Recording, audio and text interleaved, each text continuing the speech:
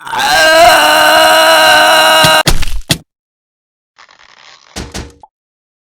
y'all, emergency player here. Are you a failure? Wait, no, wrong. Wrong thing. Have you ever failed at something? Like something that you're good at? It can be pretty crushing, especially when you place a lot of time and effort into a project, and the results don't exactly pan out. For me, this experience was with a game dev project called Angle of Attack. I want to say this project slowly devolved over the course of its development and that I lost control of the situation, but to be completely honest, it was doomed from the start, and a lot of it was due to scope. Mishandling a game's scope is a very easy mistake for game developers to make, for both new and experienced devs. But how did this happen? How did I overscope this? What did I learn from this? How did this get me a job? Was this game really just a political ploy for me to gain an advantage for my university's game development club's presidential election? Yes, the answer is yes. Find out all of this and more on how I failed to make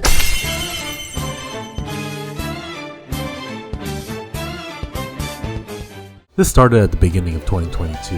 I was entering my second semester of my sophomore year in college. I just went through 3 semesters straight of leading game pitches, each more successful than the last. Riding off the high of my last game, a remake of We Play Tanks, I knew I wanted to pitch something, but I couldn't really think of a game idea. Well, Lawrence, why don't you just not pitch something? Well, you see, this game pitch is purely politically motivated. The game dev club was having elections this semester for next year's board, and my eyes were on the presidency. In order for me to win the presidency, I just needed to get a majority of the votes. So all I needed to do was to stand out. And what better way to stand out than by leading a game pitch of my own? A game pitch gives me free exposure every meeting where we give updates about our game. Bada bing, bada boom. Give a little speech, wait for the results to come in, see that you won the election, proceed to not finish the game because of the insane scope, and then wear a maid outfit in your victory speech. It's foolproof. Except, right now I don't have a game idea. Hey, I got a game idea. Oh, Raymond DM'd me one day saying, I have an idea for a game. What if we made a... Wait, hold on. Let me put on my glasses. What if we made a movement-heavy, side-scrolling arena shooter?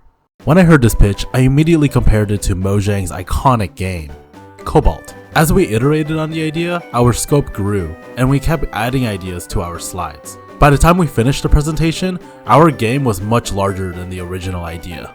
Our revised MVP was 1 stage, online and local multiplayer, which neither of us had experience with, 4 unique characters, all with specialized movesets. Those 4 characters being a deck dealer that throws cards, a barbarian turtle based on my D&D character, a samurai, and a gunslinger, probably subconsciously based on Cowboy Zelda. This was just Smash Bros. We called the project Angle of Attack, and with the presentation done, we pitched the game to the club.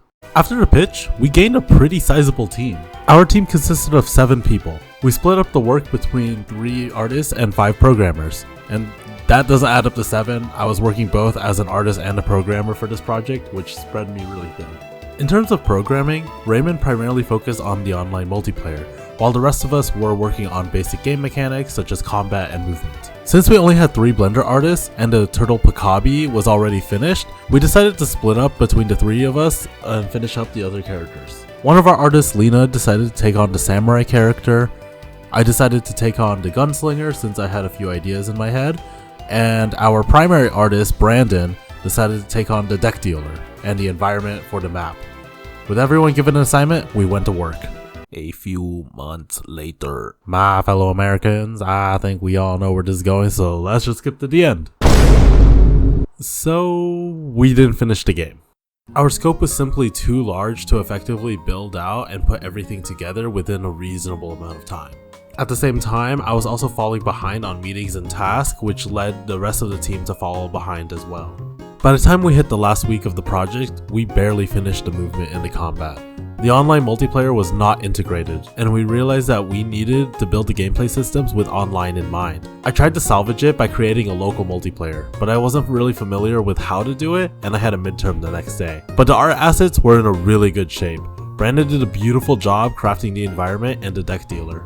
So what happened? Looking back, there were 2 major issues that both tie back to scope. Basically, creating 4 unique characters was a lot to ask for. We tried reducing our scope for what the characters could do, but it just led to more confusion for the project. Online multiplayer and even just local multiplayer was very problematic, as none of us had experience with online networking or even going this in-depth with the Unity input system. This was around the time Unity's new input system was released to the public, so not a lot of documentation or tutorials were created for it. Additionally, we didn't know the system was in place. We just coded the old input system and then treated it like a single player project, thinking that we could just slap on multiplayer later on. Ironically, if we just kept to the original scope of the project, this would have been very doable.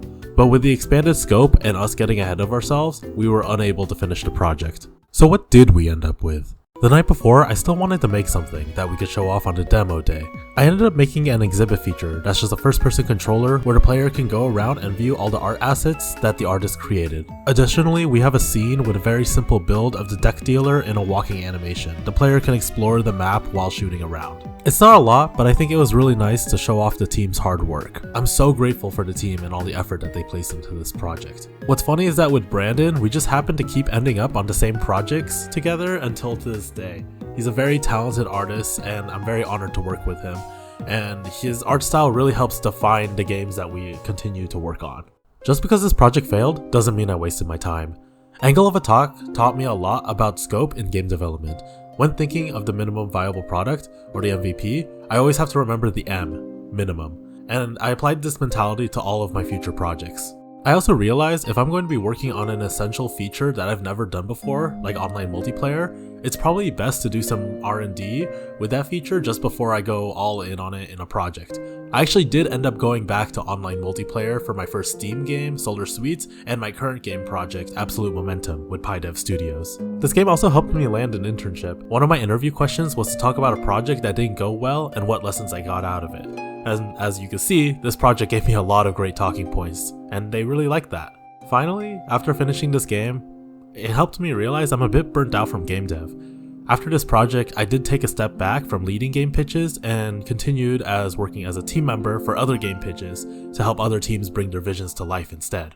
Overall, Angle of Attack did not go how I expected it to, but it did work in the only way that mattered. My political ploy to rig the election worked. I proceeded to win the Game Dev Club presidency and gave my victory speech in a maid outfit.